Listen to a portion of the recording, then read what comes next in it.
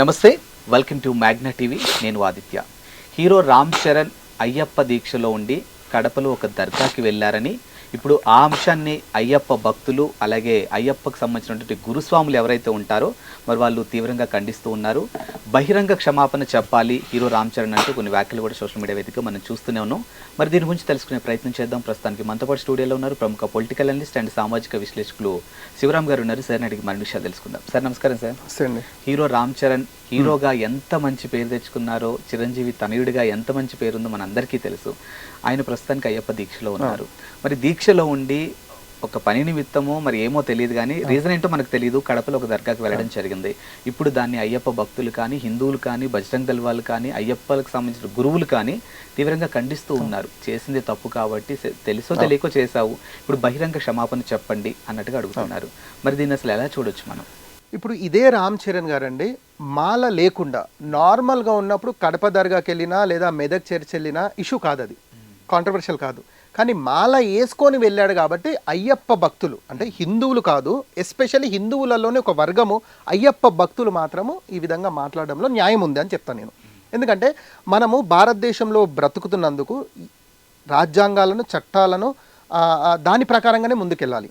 ఎందుకంటేనంటే ఎవరి మనోభావాలను కూడా మనము అంటే ఈజీగా తీసుకోవద్దు, కించపరచొద్దు. ఎస్పెషల్లీ మనోభావాలు అనేది మనం కించపరచొద్దు. ఇక్కడ రామ్ చరణ్ గారికి మనం కొత్తగా చెప్పాల్సిన అవసరం లేదు. ఆయన ఇండస్ట్రీలో టాప్, చిరంజీవి గారు తానేడు, ఆయనకు అన్ని విషయాలు తెలుసు. తెలిసి కూడా అయ్యప్ప మాలలో ఉన్నప్పుడు కడప దర్గాకి వెళ్ళాల్సిన అవసరం ఏంటి అనేది ఒక క్వశ్చన్. ఇక్కడ ఎందుకు వెళ్ళాల్సి వచ్చింది? సరే వెళ్ళాల్సి వచ్చిందేమో, అయ్యప్ప మాల తీసి వెళ్తే అది బాగుండేది. మీరు అసలు అక్కడి నుంచి ఏదో ఆహ్వానం వచ్చిందని వారు ఏదో స్పీచ్ ఇచ్చారు, వెళ్ళారు, అది వేరే విషయం. కానీ ఇప్పుడు దీనివల్ల ఏమైపోయిందంటే ఇప్పుడు ఆయనను అభిమానించే అభిమానులు, ఎస్పెషల్లీ అయ్యప్ప మాల ఎవరైతే వేసుకున్నారో ఆ స్వాములు అందరూ కూడా మేము రామ్ చరణ్ ఇంటి దగ్గర ఒకవేళ క్షమాపణ చెప్పనట్టయితే రామ్ చరణ్ ఇంటి దగ్గర ధర్నాలు చేస్తాము, దీక్ష చేస్తాం అనే స్లోగన్ కూడా వచ్చారంటే ఒక విధంగా రామ్ చరణ్ ప్రాబ్లమ్స్ కొని తెచ్చుకున్నట్టు ఇది. నేనేమంటానంటే ఇంతకుముందు కూడా మీకు చెప్పినట్టుగా నేను సెలబ్రిటీని కదా, నేను ఏది చేసినా నడుస్తుంది అంటే అది పొరపాటు. సెలబ్రిటీ కానప్పుడు నువ్వు ఏది చేసినా నడుస్తుండేనేమో. నువ్వు సెలబ్రిటీ, ఇప్పుడు నిన్ను చూసి నలుగురు నిన్ను అనుసరిస్తున్నారు కాబట్టి నువ్వు ఏది చేసినా ట్రెండింగ్, ఇప్పుడు బ్రేకింగ్, ఇప్పుడు ఫ్లాష్, ఇప్పుడు కాబట్టి కొందరు మనోభావాలను కించపరిచే హక్కు నీకు లేదు అని చెప్తున్నా. ఇది ఒక సబ్జెక్ట్. ఇక నేను ఈ సబ్జెక్ట్ చెప్తే మీరు ఆశ్చర్యంగా అంటే ఇక షాక్ అవుతారు, మీరు షాక్ అవుతారు. ఇక జనాలు ఎలా రిసీవ్ చేసుకుంటారని వారి విజ్ఞతకు వదిలేస్తున్నాను. ఇప్పుడు కడప దర్గాకి వెళ్ళారండి. వాస్తవంగా కడప దర్గాకు అంటే దర్గాలకు వెళ్ళాలని ఇస్లాం అనుమతిస్తుందా లేదా అనే దాని మీద కూడా మనం చర్చించాలి కదండి. ఇప్పుడు ఒక విశ్లేషకునిగా సరే, ఇప్పుడు వారు అయ్యప్ప మాల వేసుకున్నారు కాబట్టి వీరే అనుభవాలను కించపరచొద్దు, వారు వెళ్ళడానికి లేదు అని చెప్పేశానండి, ఇక్కడ వరకు క్లోజ్.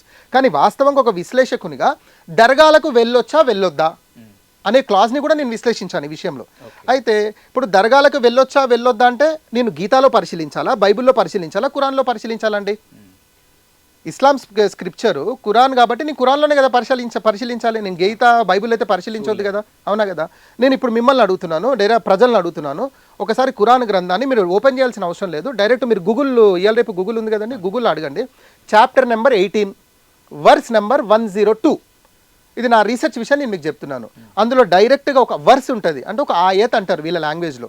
ఆయతులు ఏముంటుందంటే ఎవరైతే అంటే సృష్టికర్త అయినటువంటి అల్లా చెప్తున్నాడు, అందులో ఏమని చెప్తున్నాడు, ఎవరైతే నన్ను కాదని అంటే అల్లాను కాదని నా దాసులను కార్యసాధకులుగా చేసుకున్నవారు అంటే నా దాసులను కూడా నాతో సమానంగా పోల్చిన వారు, వారి గురించే నేను నరకాన్ని సిద్ధపరిచాను అని ఒక ఆయత ఉంటుందండి, ఒక వర్స్ ఉంటుంది. ఇప్పుడు దీన్ని మీరు ఏ విధంగా చూస్తారు అంటే దేవుడే డైరెక్ట్ ఖురాన్లో ఈ విధంగా డైరెక్షన్స్ ఇస్తున్నారు. ఇప్పుడు కడపలో ఏదైతే దర్గా ఉందండి, దర్గానే వాడుక భాషలో మనం చెప్పాలంటే అది సమాధి అని చెప్తాం. అంటే అక్కడ ఎవరైతే ఒక మంచి వ్యక్తి అంటే ఒక ముస్లింగా 5 పూటలు నమాజ్ చదివి అంటే అక్కడ చాలా గొప్పగా ఎవరైతే ఆ ఇస్లాంని ప్రాక్టీస్ చేస్తున్న వ్యక్తి ఇప్పుడు అక్కడ సమాధి ఉందన్నమాట. వీరు ఆ సమాధిని పోయి అడుగుతారనమాట, ఓ బాబా నాకు ఇది చెయ్యి, ఓ బాబా నాకు అది చెయ్యి, ఓ బాబా నాకు పిల్లలు లేరు అడిగి, ఓ బాబా మీరు చాలా గొప్ప వ్యక్తి కదా, మీరు స్వర్గంలో ఉన్నారు కదా, నేను మీకు చెప్తే మీరు దేవుడికి చెబుతారు అనే కోణంలో వెళ్తారు దర్గాకి. జనరల్గా దర్గాని ఎవరు అల్లా అన్నారు, దర్గాని ఎవరు దేవుడు అన్నారు, కానీ బాబా ఈయన చాలా గొప్ప బాబా, ఈయన పవర్ఫుల్ బాబా, ఈయనకు చెబితే ఈయన దేవుడికి చెప్తాడు, నా పని అయిపోతుంది. అంటే ఇప్పుడు ఒక మినిస్టర్నో ఎంపీనో ఎమ్మెల్యే కనవాలంటే మనం ఏం చేస్తాం ఆదిత్య గారు, జనరల్గా పిఎన్ అప్రోచ్ అవుతాం. అంటే వీళ్ళ స్ట్రాటజీ చెప్తున్నాను, వీళ్ళ స్ట్రాటజీ ఏముంటుందంటే మనం డైరెక్ట్ దేవుడిని అడగలేము, మనం మధ్యలో పిఎన్ అడగాలి. పిఏ అంటే ఎవరు, బాబాని అడగాలి. బాబాని అడగాలి. సో ఆ బాబా మనకు దేవుడికి చేరవేరుస్తాడనే కోణంలో ఈ దర్గాలని వెలిసాయి అనమాట. సో ఇప్పుడు ఈ కోణాన్ని మనం విశ్లేషించే రామ్ చరణ్కి అటాచ్ చేయాలంటే మీరు ఏదైతే చేశారో 2 విషయాలలో తప్పు చేశారని చెప్తా. మొదటి విషయము, మీరు అయ్యప్ప మాలలు ఎవరైతే స్వాములు ఉన్నారో వారి మనోభావాలను మీరు కించపరిచారు, వారికి మీరు బహిరంగంగా క్షమాపణలు చెప్పాల్సిందే. రెండోది, మీరు చేస్తున్న ఆచరణ ఏదైతే ఉందో అది గ్రంథానికి వ్యతిరేకంగా ఉంది. వాస్తవంగా ఇస్లాం స్క్రిప్చరు, నేను ఇప్పుడు ఇస్లామిక్ స్కాలర్స్ని, ముస్లిం స్కాలర్స్ని స్ట్రైట్ ఫార్వర్డ్గా మీ మ్యాగ్నా టీవీ ద్వారా ఛాలెంజ్ చేస్తున్నా. ఈ వర్స్ మీద డిబేట్కి రండి నాతో. ఈ వర్స్ మీద మీ మ్యాగ్నా టీవీలో నేను డిబేట్ కూర్చోడానికి రెడీ. డైరెక్ట్ ఖురాన్ గ్రంథమే దర్గాలను ప్రోత్సహించట్లేదు, ఇది గ్రంథానికి వ్యతిరేకంగా జరుగుతుంది.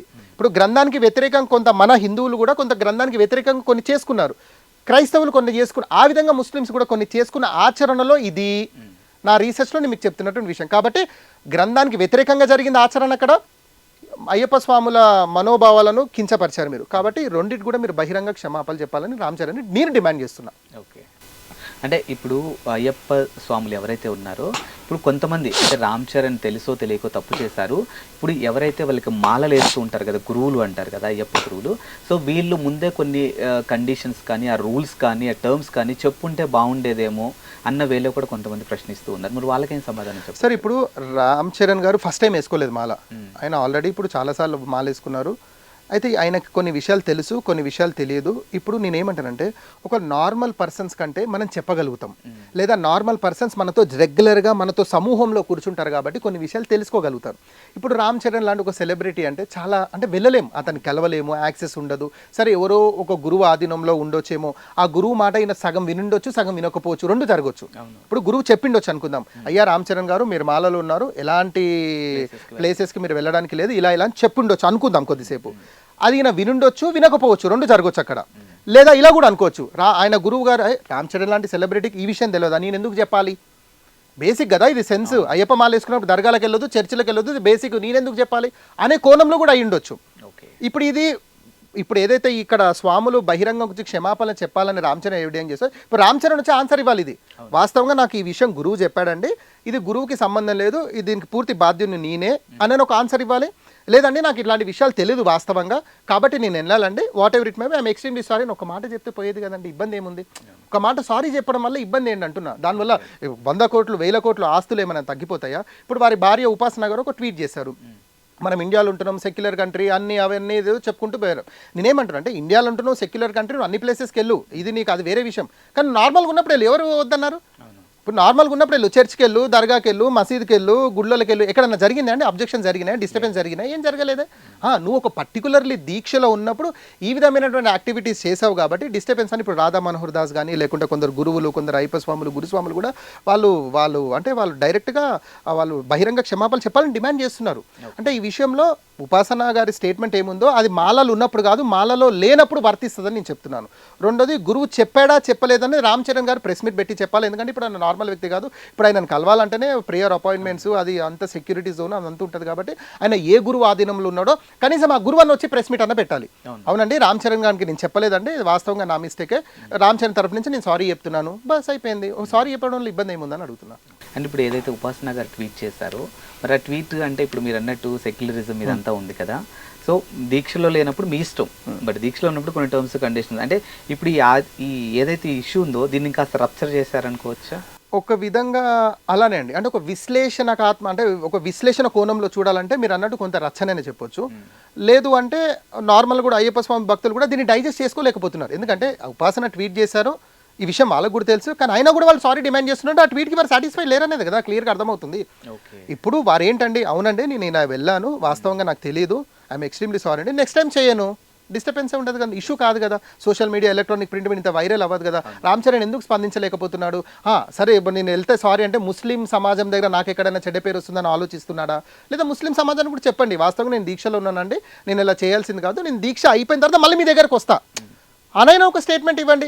వాస్తవంగా ఇలా ఇవ్వాలా ఇలా వద్దా అనేది నేను అదే చెప్పాను కదండి.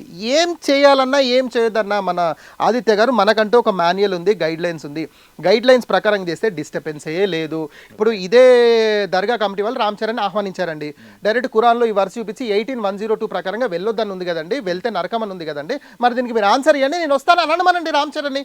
నేను రామ్ చరణ్కి నేను సపోర్ట్ చేస్తా ఈ విషయంలో, డిస్టర్బెన్సే లేదు, మరి వారు అనమనండి. ఓకే అంటే ఏ కోణంలో చూసినా రామ్ చరణ్ చేసింది తప్పే. Okay thank you sir. Welcome అండి.